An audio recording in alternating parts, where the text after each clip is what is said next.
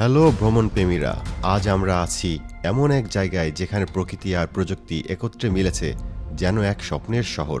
হ্যাঁ, আমি বলছি সিঙ্গাপুরের বিশ্ববিখ্যাত গার্ডেন বাই দ্য বে এর কথা। এই জায়গাটার উদ্দেশ্য শুধু সুন্দর হওয়া নয়, বরং এটি আমাদের শেখায় কিভাবে শহর, মানুষ আর প্রকৃতি একসাথে চলতে পারে। Flower demo. সিঙ্গাপুরের মেরিনা বে এলাকায় দাঁড়িয়ে দূর থেকে দেখা যাচ্ছে বিশাল কাচের গম্বুজ আর আকাশছোঁয়া সুপার ট্রি। ট্যাক্সি থেকে নামতেই মনে হয় আমি যেন কোনো এক সিনেমার সেটে চলে এসেছি। প্রবেশপথে লেখা গার্ডেন বাই দ্য বে, হোয়ার ওয়ান্ডার ব্লুমস। এখানে প্রতিটি ধাপে বিস্ময় ফুটে ওঠে। আচ্ছা, এখানে এই দুইটা জায়গায় যেতে হবে, কোল্ড ফরেস্ট আর হচ্ছে ফ্লাওয়ার ডোম। তো এখানে যেতে গেলে অবশ্যই পে করতে হবে। তো পে করতে গেলে আমাকে অলরেডি ফার্স্ট টাইম আমাকে একটা কার্ড ধরিয়ে দিল, ঠিক আছে। এই যে এই কার্ডটা, এই কার্ডে পে করতে হবে, ঠিক আছে। আমি একজন মেবি এখানে $32, হ্যাঁ, সিঙ্গাপুর $32 আমাকে পে করতে হবে। চলুন আমরা $32 পে করি এবং ভিতরে প্রবেশ করি।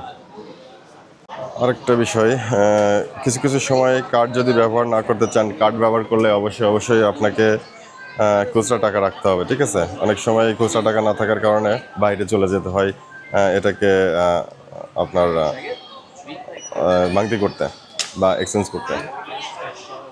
তো চলুন, এখানে আমি অলরেডি $50 দিয়ে এখানে দিব।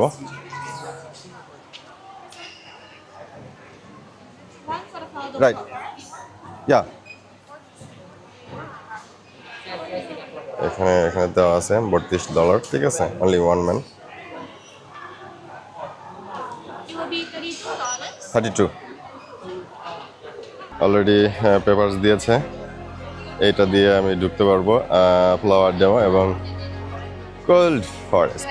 ওকে, গো। চলুন আমরা প্রথমেই ফ্লাওয়ার ডোমেতে যাই। এটা বিশ্বের সবচেয়ে বড় কাচে ঢাকা বোটানিক্যাল গার্ডেনগুলোর একটি।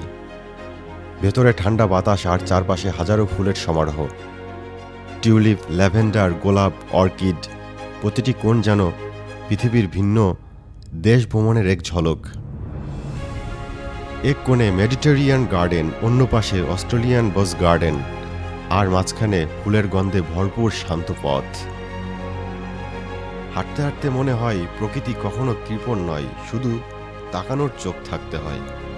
এখন আছি কোল্ড ফরেস্টে। দূরে জলপ্রপাতের শব্দ শুনতে পাচ্ছি। ভেতরে ঢুকতেই চোখে পড়ে 20 মিটার উচ্চ জলপ্রপাত। চারপাশে কুয়াশা, লতা, ফার্ন।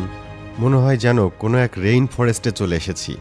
একটা বোর্ডে লেখা লেটস প্রোটেক্ট আওয়ার প্লান্ট। এই গার্ডেনে কেবল দর্শনীয় নয়, এটি আমাদের শেখায় প্রকৃতিকে রক্ষা করা আমাদের দায়িত্ব।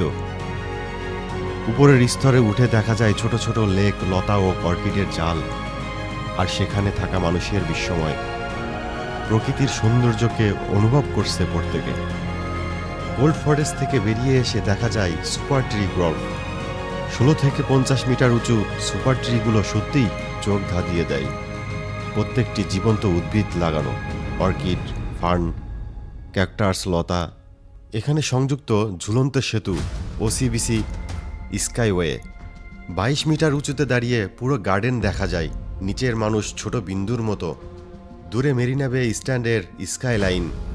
সেতুতে ধীরে ধীরে হাঁটতে হাঁটতে অনুভব করা যায় প্রকৃতি আর প্রযুক্তির এক চমৎকার সংমিশ্রণ। সূর্য ডুবে যাচ্ছে, আকাশ লালচে, মানুষরা জমেছে সুপার ট্রি গ্রোভের নিচে। প্রত্যেকেই অপেক্ষা করছে গার্ডেন রাপসোডি লাইট শো এর জন্য। হঠাৎ আলো নিভে যায়, তারপর গাছগুলো জ্বলে ওঠে। বেগুনি, নীল, সবুজ, সোনালি, লাল, সঙ্গে বাজে সঙ্গীত। এখানে থাকা মানুষ নিঃশব্দে তাকিয়ে আছে, কেউ ভিডিও করছে। এমন মনে হয় আলো গাছের গায়ে নয়, মানুষের হৃদয়ে নাচছে। গার্ডেন বাই দ্য বে শুধু একটি পার্ক নয়, এটি শিক্ষা দেয় উন্নয়ন মানে ধ্বংস নয়, বরং প্রকৃতির সঙ্গে মিলেমিশে এগিয়ে যাওয়া।